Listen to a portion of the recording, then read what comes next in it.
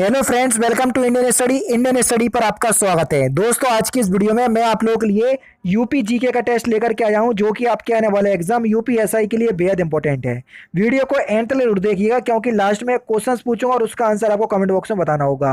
इस वीडियो की PDF description में टेलीग्राम चैनल का लिंक दिया हुआ है, वहां से आप प्राप्त कर सकते हैं। तो चलिए स्टार्ट करते हैं और देखते हैं पहला क्वेश्चन वर्ष 2012 में विधायक निधि 1.25 करोड़ की थी, लेकिन 2000 के बाद इसको बढ़ा दिया गया। तो बढ़ाकर कितना कर दिया गया है, ये हमसे पूछा गया है। तो अब विधायक निधि को कितना कर दिया गया है, ये 1.5 करोड़ कर दिया गया है, यानी कि 1.50 करोड़। यानी कि इस क्वेश्चन का चौथा ऑप्शन आपका बिल्कुल करेक्ट है। देखो, जब बढ़ाने की बात हुई है तो पहला ऑप्शन और दूसरा ऑप्शन तो आपका होगा नहीं, क्योंकि ये कम है। तो बचे यही दोनों ऑप्शंस। हालांकि आपको याद होना चाहिए, तभी आप लोग लगा पाएंगे। तो 1.5 करोड़ का कर दिया गया, यानी कि इस क्वेश्चन का चौथा ऑप्शन आपका बिल्कुल करेक्ट हो जाएगा। अच्छा, कभी कभी आपसे ईयर पूछ लिया जाता है, तो ये कब किया गया था? 2012 में पूछा कर दिया गया था, इसलिए आप इसको भी याद रखेंगे। ठीक है। नेक्स्ट क्वेश्चन आपके सामने है। राज्य की पंचायती राज संस्थाओं में महिलाओं के लिए आरक्षण कितना है? बड़ा इंपॉर्टेंट क्वेश्चन है। तो राज्य की पंचायती राज संस्थाओं में महिलाओं के लिए अगर हम आरक्षण की बात करें, तो कुल स्थान का 1/3 है। कितना? कुल स्थान का 1/3, यानी कि इस क्वेश्चन का तीसरा ऑप्शन आपका बिल्कुल करेक्ट हो जाएगा। नेक्स्ट क्वेश्चन आपके सामने है। उत्तर प्रदेश में किसी नगर का मेयर होता है? जल्दी बताओ। अगर किसी नगर में कोई मेयर है या उत्तर प्रदेश में, तो उसकी क्या क्या योग्यताएं हो, ये हमसे पूछा गया है। नगर का प्रथम नागरिक होता है, नगर निगम का पदेन सदस्य होता है, कार्यकारिणी समिति का पदेन सभापति होता है, कार्यपालक मशीनरी का पूर्ण नियंत्रण होता है। तो आपका जो सही आंसर हो जाएगा वह क्या हो जाएगा? वह नगर का प्रथम नागरिक होता है, ये बिल्कुल ठीक है। नगर निगम का पदेन सदस्य होता है, ये भी बिल्कुल ठीक है। कार्यकारिणी समिति का पदेन सभापति होता है, ये भी आपका बिल्कुल ठीक है। कार्यपालक मशीनरी का पूर्ण नियंत्रण करता है, ये गलत है। यानी कि 1 2 3 आपके बिल्कुल सही होंगे, यानी कि दूसरा ऑप्शन आपका बिल्कुल करेक्ट हो जाएगा। नेक्स्ट क्वेश्चन की तरफ चलते हैं। नेक्स्ट क्वेश्चन के उत्तर प्रदेश का राजकीय वृक्ष कौन सा है? जल्दी बताओ। सॉरी, राजकीय पक्षी की बात हो रही है। पक्षी की बात हो रही है, जल्दी बताओ। तो उत्तर प्रदेश का राजकीय पक्षी कौन सा है? तो सही आंसर हो जाएगा सारस या क्रोंच। आपको पता होना चाहिए, पहला ऑप्शन आपका बिल्कुल करेक्ट हो जाएगा। नेक्स्ट क्वेश्चन, मुख्य मेट्रोपोलियन मजिस्ट्रेट है? जल्दी बताइए। मुख्य मेट्रोपोलियन मजिस्ट्रेट है कहाँ पर स्थित? तो आपका जो सही आंसर हो जाएगा वह क्या हो जाएगा? कानपुर में। यानी कि इस क्वेश्चन का चौथा ऑप्शन आपका बिल्कुल करेक्ट हो जाएगा। नेक्स्ट क्वेश्चन, पंचायती चुनाव लड़ने हेतु एक व्यक्ति की आयु कम से कम कितनी होना चाहिए? ये क्वेश्चन आपका चकबंदी लेखपाल में पूछा जा चुका है। किसमें? चकबंदी लेखपाल में ये क्वेश्चन आपका पूछा जा चुका है, तो इसको बहुत अच्छे से याद रखेंगे आप। तो पंचायती चुनाव लड़ने हेतु एक व्यक्ति की आयु कितनी होनी चाहिए? तो सही आंसर आपका हो जाएगा, क्या होगा? 21 वर्ष। यानी कि दूसरा ऑप्शन आपका बिल्कुल करेक्ट। कितनी होनी चाहिए? 21 वर्ष की होना चाहिए। नेक्स्ट क्वेश्चन, प्रदेश के नगरों में मेयर का निर्वाचन होता है? तो प्रदेश के नगरों में मेयर का जो निर्वाचन है ना, ये सीधे नगर के निर्वाचकों द्वारा होता है। यानी कि इस क्वेश्चन का तीसरा ऑप्शन आपका बिल्कुल करेक्ट। नेक्स्ट क्वेश्चन आपके सामने कि लखनऊ जिले की सीमा निम्नलिखित में से किस जिले की सीमा को स्पर्श नहीं करती? ये क्वेश्चन एक बार और हो चुका है, चूंकि एग्जाम में बार बार ये पूछा जाता रहा है, इसलिए आपके सामने ये क्वेश्चन आ रहा है। तो बलिया से टच नहीं करती लखनऊ जिले की सीमा, यानी कि पहला ऑप्शन आपका बिल्कुल करेक्ट है। नेक्स्ट क्वेश्चन, राष्ट्रीय उद्यान दुधवा, जो कि लखीमपुर खीरी में स्थित है, को बाघ परियोजना में कब सम्मिलित किया गया? जल्दी बताओ। तो आपका जो सही आंसर हो जाएगा वह क्या हो जाएगा? इसको बाघ परियोजना ने में वर्ष 1987 से 88 के बीच शामिल किया गया था। चौथा ऑप्शन आपका बिल्कुल करेक्ट है। दुधवा राष्ट्रीय उद्यान और एक वन्य जीव विहार को संयुक्त रूप से बाघ परियोजना में सम्मिलित किया गया है। वह वन्य जीव विहार निम्नलिखित में से कौन सा है? दुधवा के साथ साथ एक और है, तो वह कौन सा है? तो उस वन्य जीव विहार का नाम है किशनपुर वन्य जीव विहार। यानी कि इस क्वेश्चन का चौथा ऑप्शन आपका बिल्कुल करेक्ट है। निम्न जनपदों में से सर्वाधिक वनाच्छेद वाला जनपद कौन सा है? जल्दी बताओ। सबसे ज्यादा वन आच्छेद वाला जनपद, यानी कि सबसे ज्यादा जहां वन हो, तो कहाँ कौन सा है वो हो जाएगा आपका सोनभद्र। यानी कि दूसरा ऑप्शन आपका बिल्कुल करेक्ट है। नेक्स्ट क्वेश्चन, सुरहाताल पक्षी विहार स्थित है कहाँ पर? जल्दी बताइए। सुरहाताल पक्षी विहार कहाँ पर स्थित है? तो सुरहाताल अगर हम पक्षी विहार की बात करें तो ये बलिया में स्थित है। कहाँ पर स्थित है? बलिया में। यानी कि चौथा ऑप्शन आपका बिल्कुल करेक्ट हो जाएगा। नेक्स्ट क्वेश्चन की तरफ चलते हैं। निम्नलिखित में से कौन सा सुमेलित नहीं है? कोयला आपको सोनभद्र में देखने को मिलेगा, बिल्कुल ठीक है। बलुआ पत्थर मिर्जापुर में, बिल्कुल ठीक है। सिलिका बालू आपको इलाहाबाद में, बिल्कुल ठीक है। यूरेनियम आपको झांसी में, ये गलत है। यूरेनियम आपको ललितपुर में देखने को मिलेगा। कहाँ मिलेगा?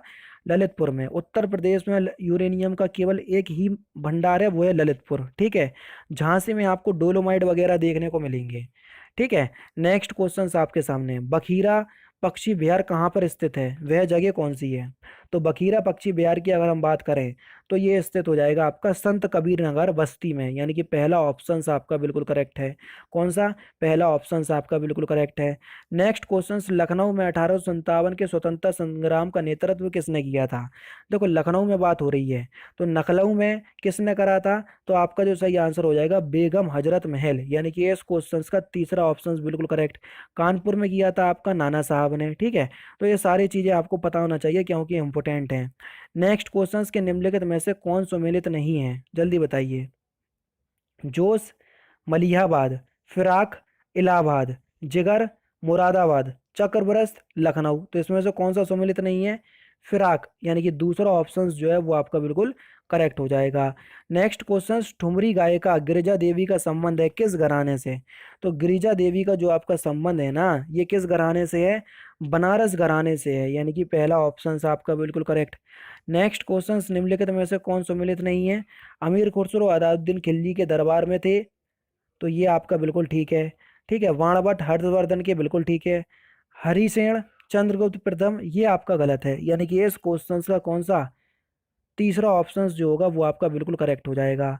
नेक्स्ट क्वेश्चन आपके सामने, कबीर और एवं धर्मदास के मध्य संवादों का संग्रह कौन सा है? जल्दी बताइए। कबीर और धर्मदास के मध्य संवादों का संग्रह, तो आपका सही आंसर हो जाएगा अमर मूल, दूसरा ऑप्शन करेक्ट।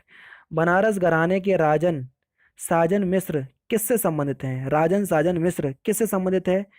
तो ये किस गायन से संबंधित है? तो आपका सही आंसर हो जाएगा ध्रुपद गायन से, यानी कि तीसरा ऑप्शन आपका बिल्कुल करेक्ट है।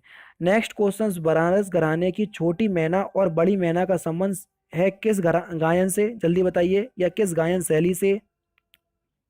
तो इनका संबंध जो है ये ठुमरी टप्पा गायन से है, यानी कि इस क्वेश्चन का चौथा ऑप्शन करेक्ट। उत्तर प्रदेश के नरसिंह यादव ने दिल्ली राष्ट्रमंडल खेलों में स्वर्ण पदक जीता, तो इनका संबंध किस क्षेत्र से है? तो इनका जो संबंध हो जाएगा ना, ये कुश्ती से संबंधित है, यानी कि चौथा ऑप्शन आपका बिल्कुल करेक्ट है। नेक्स्ट क्वेश्चन आपके सामने, कौन सा युग्म सुमेलित नहीं है? चंद्रवरदाई पृथ्वीराज रासू की रचनाएं, ये बिल्कुल ठीक है ना।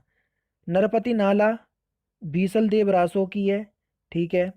जगनिक की रचना आल खांड है, बिल्कुल ठीक है। अब्दुल रहमान की हमीर रासो है, दूसरा ऑप्शन जो है वो गलत है।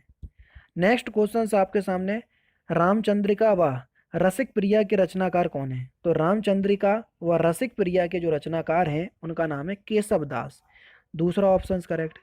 लास्ट क्वेश्चन के किसे खड़ी हिंदी खड़ी बोली का जनक माना जाता है? बहुत इंपॉर्टेंट क्वेश्चन है, समझ रहे हैं, और मोस्टली ये क्वेश्चंस आपके एग्जाम में पूछा जाता है। तो किसे हिंदी खड़ी बोली का जनक माना जाता है? अमीर खुसरो को माना जाता है, पहला ऑप्शन आपका बिल्कुल करेक्ट। अमीर खुसरो जो है ये बलबन से एमबीटी, यानी कि मोहम्मद बिन तुगलक के शासनकाल तक रहे थे, ठीक है। हर किसी के दरबार में रहे थे ये बलबन से एमबीटी तक। और अमीर खुसरो ने ही सितार और तबले का आविष्कार किया था। किसका? सितार और तबले का आविष्कार। तो मोस्टली आपके एग्जाम में पूछा भी जाता है। अमीर खुसरो को ही तोताए हिंद भी कहते हैं या तूतिए हिंद भी कहते हैं। किनको? अमीर खुसरो को। इनका जन्म जो है ये कासगंज उत्तर प्रदेश में हुआ था, चूंकि पूछा जाता है इसलिए मैं आपको बता रहा हूँ। तो ये सारे पॉइंट जो हैं ये अमीर खुसरो से आपको याद होना चाहिए, क्योंकि बहुत इंपॉर्टेंट पॉइंट हैं, ठीक है। तो दोस्तों ये थे 25 इंपॉर्टेंट क्वेश्चंस यूपी जीके के, जो कि मैंने आज की इस वीडियो में आपको कवर करवा दिए। अगर वीडियो अच्छी लगे तो प्लीज़ दोस्तों वीडियो को लाइक और शेयर जरूर कर दीजिएगा। अब मैं आप लोगों से एक क्वेश्चंस पूछ रहा हूँ और उसका आंसर आप लोगों को कमेंट बॉक्स में बताना होगा, ठीक है। पिछली बार मैंने आपसे जो क्वेश्चंस पूछा था उसका आंसर आप लोगों ने कमेंट बॉक्स में बताया, बहुत ही अच्छी बात है। तो आज मैं जो आपसे क्वेश्चंस पूछ रहा हूँ वो आप लोगों के सामने ये रहा कि आधुनिक देवनागरी लिपि जो है इसका प्राचीन रूप क्या है? देवनागरी लिपि का प्राचीन रूप क्या है? खरोष्टी, ब्राह्मी, देवप्रिय या पाली। तो इस क्वेश्चंस का आंसर आप लोग मुझे कमेंट बॉक्स में बताएंगे। तो दोस्तों फिलहाल की वीडियो में सिर्फ इतना ही। अगर आपको वीडियो पसंद आए तो प्लीज़ दोस्तों वीडियो को लाइक कीजिए, शेयर कीजिए और साथ ही साथ हमारे चैनल को सब्सक्राइब करना ना भूलें, क्योंकि मैं रोजाना इसी तरह की वीडियोस आप लोगों के लिए लाता रहता हूँ। नमस्कार दोस्तों, जय हिंद, जय भारत।